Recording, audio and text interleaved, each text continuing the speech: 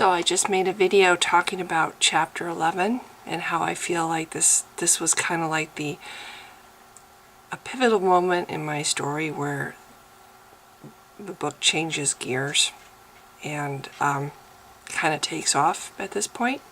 Hopefully the chapters that come after chapter 11 will vindicate my saying that. They won't be crap. Oh, she said the book takes off at this point, and it's... Hopefully that won't be the case. Hopefully people, if they're reading or listening to me read the chapters after chapter 11, they will find that maybe they're more entertaining, more interesting, because I think they are. But anyway, that's just me, and I am a little biased. So anyway, here it is after the big video I made talking about it and other things. Chapter 11. As Tarek reined in his horse, Galen straightened behind his back to see Tierdan.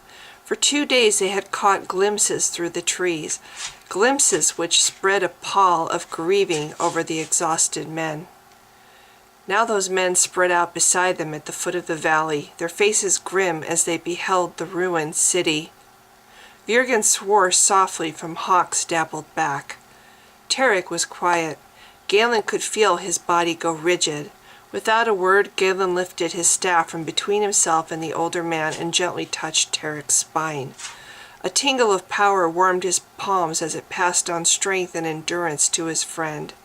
If Tarek felt it, he gave no sign. He gazed instead at the rolling white snowdrifts around the mountain city. His overly bright eyes were hooded, focused inward. Then Tarek nodded to his men. "There's nothing," he said. "No tracks. If Melian's army came through here on foot, we'd see some sign of them. They must have come at them from above, flown in." "Yes." Mornius nodded, his nest of thin black braids flicking across his bare fur.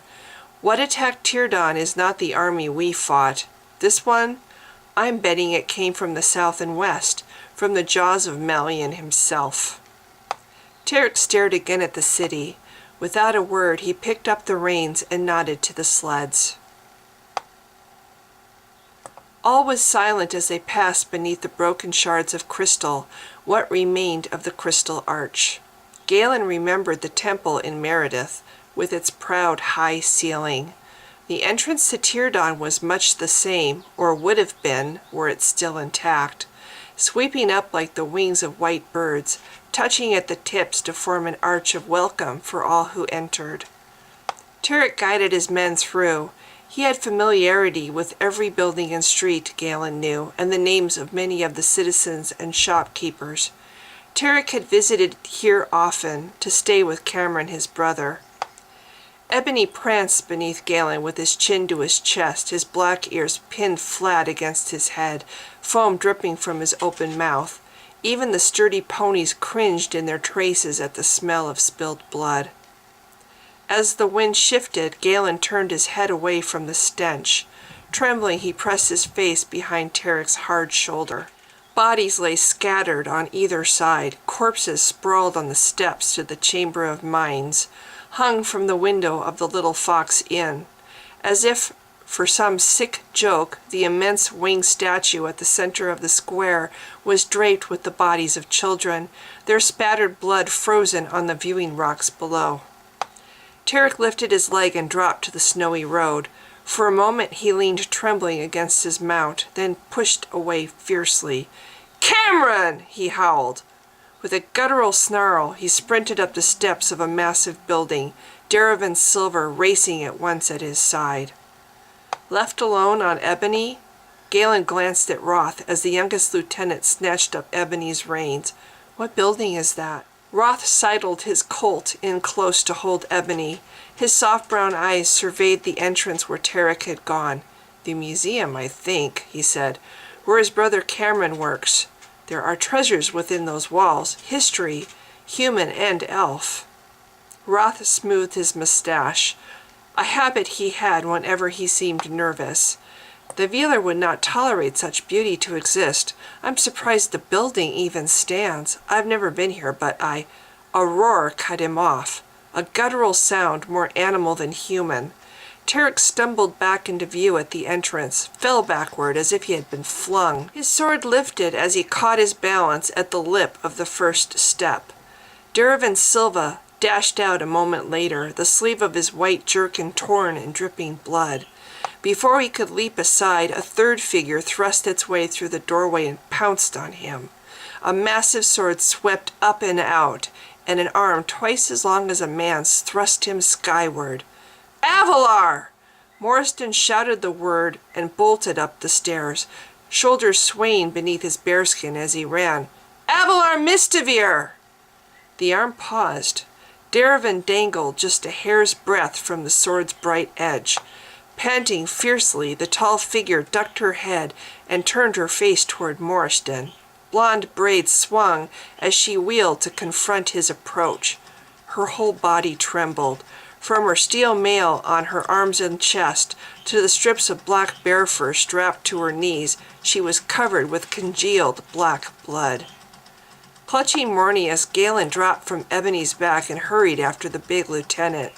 It wasn't until he climbed half the stair that he faltered to a stop and rubbed at his eyes. Something was wrong.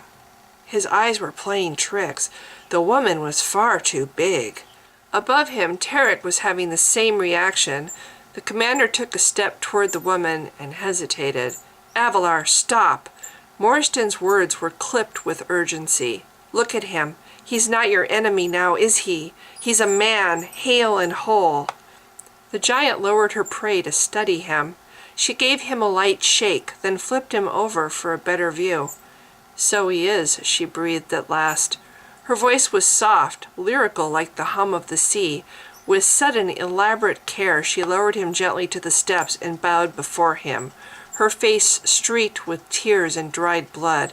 "It seems I have erred," she told him. "Pardon me, I mistook you for my foe." "An understandable mistake, Avalar."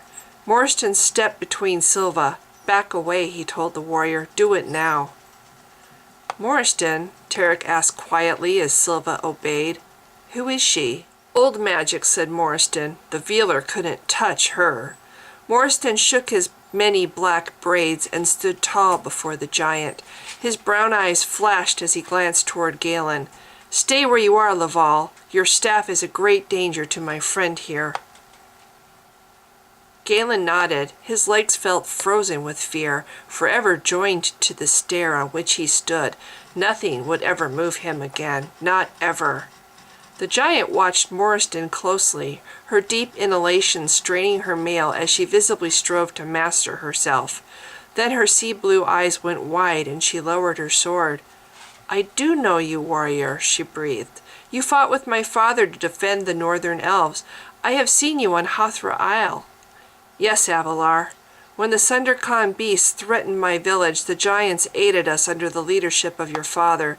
We still honor him with songs in my village. Grevlin Mistivir has become a legend among my people." Tarik straightened up slowly and sheathed his sword. With careful, deliberate steps, he approached the giant. "Morriston," he demanded softly, "kindly explain. How does Galen's staff pose a threat to this woman?" "Think about it," Morriston said. "Remember your story you told Laval about the warders?"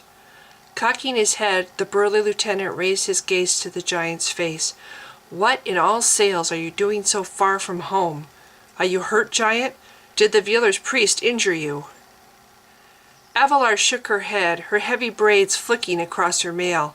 With a scowl, she nodded toward Tarik. "You are his leader?" Held by her gaze, Tarik froze, and Galen saw a shiver pass through him. "Yes, these men are my responsibility. You have threatened us. I need to know if you're friend or foe." She puffed out her chest. "I am Avalar, only child of Grevlin Mistivir, who is second to leader Trentor. I am no threat to any humans who avoid magic, but I am," she added with a sigh, "very tired." Tarik nodded. "That much is plain. You have death all over you. Was it you, then, who saved the treasures of Thalas from destruction?"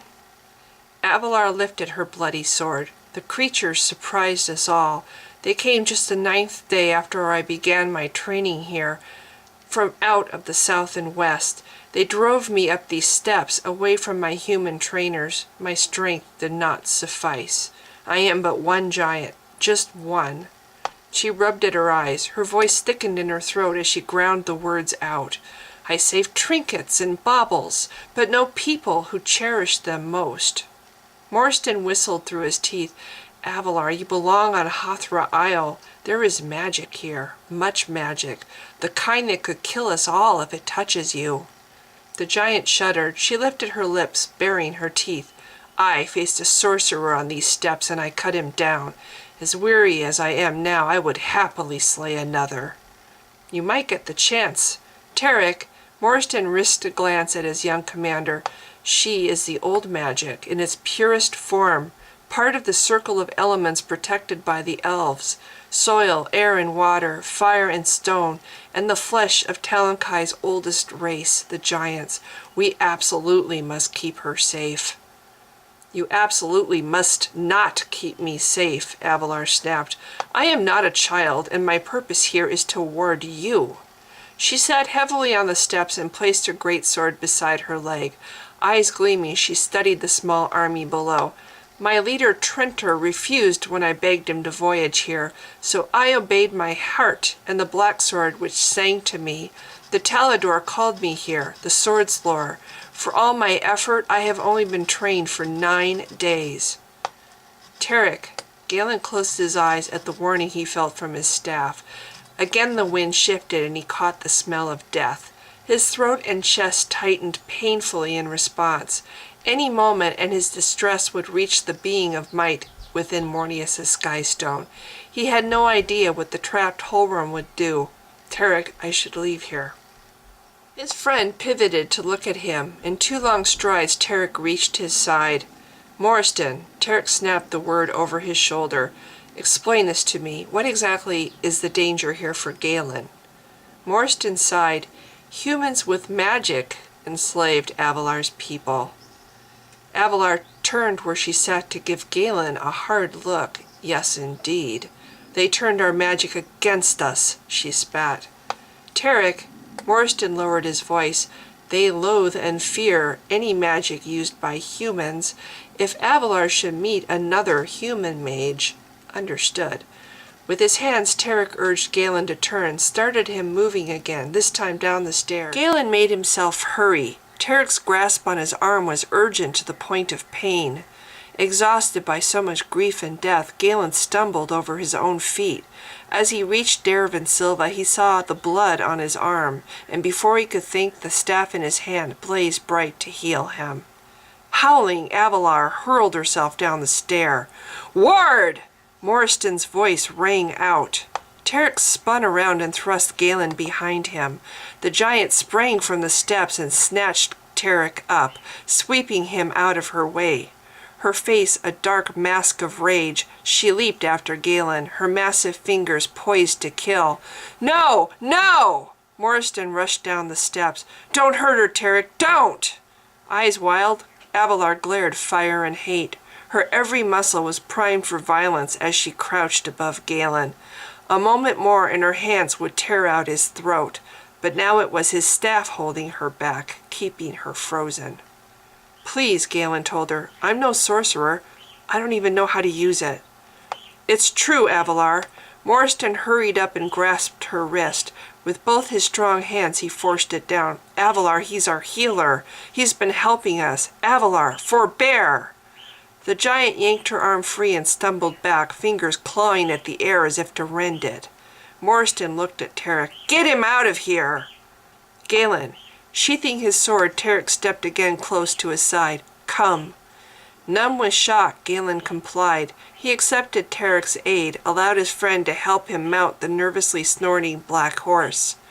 Then Tarek led Ebony toward the back of the company, toward Vurgen leaning forward in his saddle and the bright-eyed Lieutenant Roth. I want a pyre built, Tarek told them. We bury these dead before we move on.